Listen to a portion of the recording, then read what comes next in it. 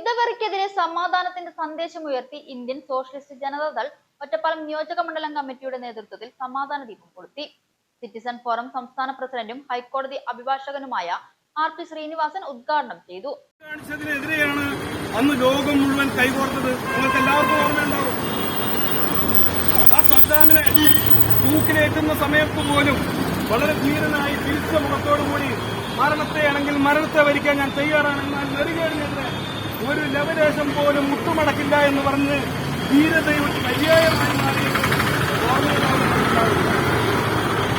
അന്ന് ആരെയാണ് ഈ ഇറാഖിനെ മുൾമുനയിൽ നിർത്തി യുദ്ധം ചെയ്തിരുന്നത്? ഈ ഇറാനായിരുന്നു. ഇന്ന് നമ്മൾ സ്നേഹത്തിൽ തെളിയിക്കുന്നത് ഇറാനെതിരെയുള്ള കടന്നുകയറ്റത്തിലാണ്. അപ്പൊ എവിടെയാണ് ഇതിന്റെയൊക്കെ യഥാർത്ഥ പ്രശ്നം എന്ന് പറയുന്നത്? അത് നമുക്കൊന്ന് പരിശോധിക്കാം.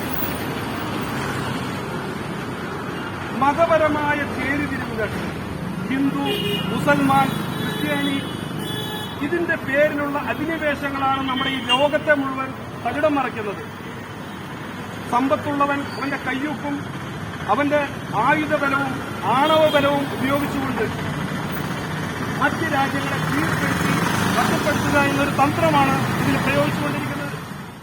പാർട്ടി ജില്ലാ സെക്രട്ടറി വി സന്തോഷ് ചന്ദ്രൻ, ജില്ലാ കമ്മിറ്റി അംഗങ്ങളായ വി പി രാധാകൃഷ്ണൻ, മനോജ് കുമാർ, മഹിളാദൾ മണ്ഡലം പ്രസിഡന്റ് ഷീബ അനിൽ, മണ്ഡലം സെക്രട്ടറി സി എ വിനോദ് തുടങ്ങിയവർ പങ്കെടുത്തു സംസാരിച്ചു.